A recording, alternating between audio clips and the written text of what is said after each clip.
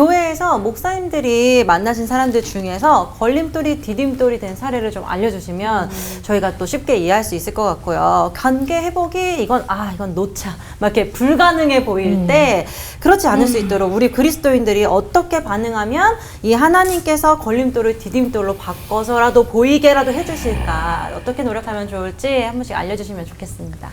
저 같은 경우는 뭐 여러 가지가 있겠지만 그 중에 이제 한 가지가 제가 이제 어렸을 때 연탄가스를 너무 많이 마셔가지고 이제 뭐 기적같이 살아나는 이제 그런 경험이 있는데, 그러다 보니까 뇌세포 중에서 아마 기억력 부분이 다 파괴가 된 것 같아요. 그러니까 이거는 노력하고 안 하고의 문제가 아니라 기억 자체가 안 되는 거예요. 그러니까 단기 기억이 안 되고 옛날 기억은 되는데, 그러면 이제 제게는 정말 목회하는 데는 치명적이에요. 그러니까 성도들을 만난다. 많이 본 것 같은데. 그리고 뭐, 반갑습니다. 새로 오셨어요. 그러니까, 목사님 제 며느리잖아요. 어제 줄에서던 제 며느리예요. 뭐, 이런 일이 일어나고. 근데 이걸 디딤돌로 바꾸는 게 뭐가 있을까? 그러니까 하나님께서 내게 허락하신 데는 하나님의 뜻이 있을까라는 생각을 했어요. 그랬더니 정말 엄청난 디딤돌이었어요. 걸림돌이 아니라 기억력이 없는 게. 첫 번째는 일단 이름을 못 외우니까 성도들 앞에 싹 겸손하게 그냥 내가 원래 이렇게 좀 멍하다. 그냥 미리 고백을 하고 겸손하게 살 수밖에 없는 거. 근데 두 번째는 얼마나 큰 디딤돌이냐면 성경 본문이 날마다 새로워요. 내가 설교하는 것도 막 새롭게 느껴지고, 그래서 이제 무슨 습관이 생겼냐면 모든 성경 설교를 다 완벽하게 타이핑하는 습관이 생겼어요. 왜냐면 잊어버리니까. 너무 아까운 거야, 하나님이 계시 주신 게. 그 다음에 세 번째, 결정적으로 이게 큰 디딤돌이 뭐냐면, 목회를 하다 보면 갈등이 많잖아요. 상처받은 게 많고 뭐 이런데, 며칠 지나고 나면 막 반가워. 뭔 일 있었던 거야? 그러니까 쌓이는 게 없겠네. 쌓이지가 않고 스트레스가. 그래서 목사님 그 지경이 되면 얼마나 힘드세요. 그리고 어떻게 이렇게 건강하게 사세요. 그럼 뭔 일이 있었어?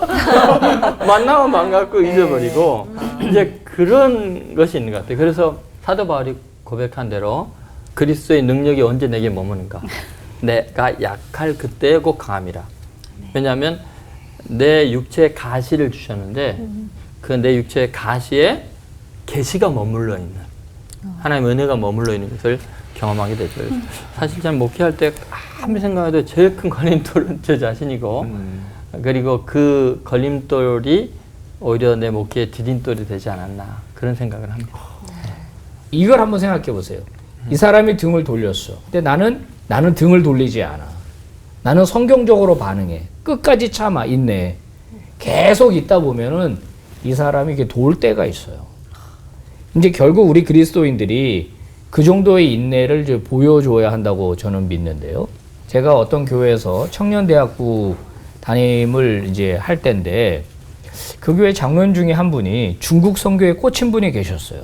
알고 봤더니 그분은 그쪽에서 뭐 태어나고 이렇게 하셨던 분이라 중국에 대한 사랑이 엄청나셨어요. 제가 청년대학부 전체를 이제 섬기다 보니까 저한테 와서 자꾸 중국 선교를 가라는 거예요. 근데 이제 이미 약속한 데가 있고, 그래서 이제 이번 여름에는 못 가는데 계속 만날 때마다 나도 모르게 짜증이 난 거예요. 지금도 내가 참 미숙하지만 그때는 더 미숙했던 떠라 제가 역정을 냈죠. 장로님 그만 좀 얘기하세요. 한두 번이지. 장로님이나 중국 좋아하지 다 중국 좋아하는 게 아니에요. 성교 우선순위가 있죠. 다 약속한 데 있는데 왜 이렇게 이제 제가 무섭죠. 네. 그렇게 한 거예요. 그러니까 이분이, 그러니까 제가 말하려고 하는 내용보다 미숙한 나의 태도 때문에 상처를 받으신 거예요. 나도 많이 받았어. 기억력이 또 이땐 또 살아나네. 받았다는 건 뭐 때문에 받은지 몰라. 몰라. 그래서 이제 그분이 이제 등을 돌렸어요. 이제 복도에서 교회에서 만났어요. 네. 장로님 안녕하세요. 내 등을 돌리고 가는 거예요. 근데 이게 한두 번이 아닌 거예요. 하루 이틀이 아니야. 한 달, 두 달이 아니야. 나는 만날 때마다 인사하는데 인사하고. 등을 돌리는 거예요. 여기서 이제 제가 고민이 생겼어요. 나 어떡하지?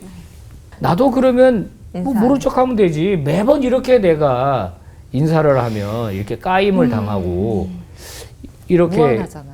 무안하고 그쵸. 창피하고. 근데 또 한두 번이 아니고 어느 정도까지 계속했는데도 계속 그러니 이제 그 문제를 가지고 하나님 앞에 나아갔어요. 예, 기도하는데 하나님께서는 제게 이제 저를 사람 만드시는 거죠. 그 일을 통해서 네가 하나님의 종이냐? 그렇다면 예수 그리스도가 우리에게 보여준 대로 너도 흉내 좀 내봐라. 예, 그래서 작정을 하고 더 반갑게 까일 줄 알고 인사하고 또 까이고. 근데 제가 뭘 경험했냐면 이 장로님이 어느 순간 돌아서더라고요. 돌아섰어요. 그 다음에는 너무 친해졌어요. 너무 가까워진 거예요. 관계가 회복이 됐죠. 제가 경험한 이 사건을 통해서 저는 그렇습니다. 우리가 너무 쉽게 돌아서지 마라. 너무 쉽게 쥐어버리지 마라. 너무 쉽게 차단하지 마라. 그럴 때 우리가 하나님 앞에서 나의 그 어떤 그 관계 회복이나 공동체를 사랑하는 마음들을 더 뜨겁게 불어 넣어 주시는 기회로 알아야 되지 않겠느냐. 그래서 이렇게 반응하면 어떻겠는가. 끝까지 성경적으로 반응하라. 그렇게 얘기해 드리고 싶어요. 네. 저는 이 다이어트가 가장 잘 된 적이 있었는데요. 지금 70kg인데 54kg까지 떨어졌던 적이 있습니다. 그게 이제 뭐냐면 학교 다닐 때 모함, 이간질, 거짓말, 그것도 선배들로부터 이제 당했는데 그때 하나님 앞에 침묵하면서 계속 기도하는 시간을 참 많이 가졌던 것 같아요. 물론 저의 결백을 밝히면 쉽게 해결되는 문제인데 저희가 신학 공부할 때는 제가 다니던 학교는 음주 문제라든지 성 문제라든지 이런 게 일어나면 퇴학을 이렇게 당하는 그런 때였습니다. 근데 이제 제가 그 선배에게 약속을 했거든요. 내가 비밀을 지키겠다. 그래 선배님 다시는 하나님 앞에서 이렇게 하시면 안 된다. 라고 저는 끝까지 비밀을 지켰는데 이분들은 이제 제가 이야기한 줄 알고 계속 제가 거짓말한다라고 모함하고 이간질하는 거예요.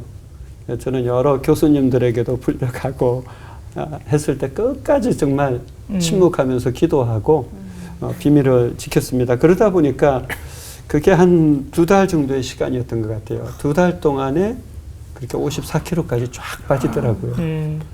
제가 자매였으면 엄청 기뻐했을 것 같은데 너무 힘들었어요. 결국은 그 선배들이 저에게 찾아와서 용서를 구했고 스스로 자퇴를 하고 학교를 그만두었습니다. 근데 저는 그 경험이 저에게는 굉장한 보약이 됐어요. 어떤 문제를 겪었을 때 하나님 앞에서 씨름하는 시간을 갖는다라는 것, 그리고 정말 하나님 앞에서 어떤 비밀을 지키면서 씨름할 부분에 대해서 씨름한다라는 것, 그런 훈련이 참 많이 됐었고, 그래서 그때 제가 거의 하루도 빠짐없이 불렀던 찬양이 주님의 시간에 주의 뜻 이루어지리 기다려, 주의 뜻 이루어질 때 우리들의 모든 것 아름답게 변하리 기다려 그때를 주의 뜻 이루어지리 기다려, 주의 뜻 이루어질 때 우리들의 모든 것 아름답게 변하리 기다려. 이 고백 하루도 빠짐없이 드렸었거든요. 그러니까 여러분의 삶에서 정말 힘든 일이 있을 때 이 찬양으로 고백하면서 또 하나님의 인도함을 받아 가신다라면 오히려 그 어려운 순간들이 변화해서 여러분 인생의 디딤돌이 되지 않을까 그렇게 생각됩니다.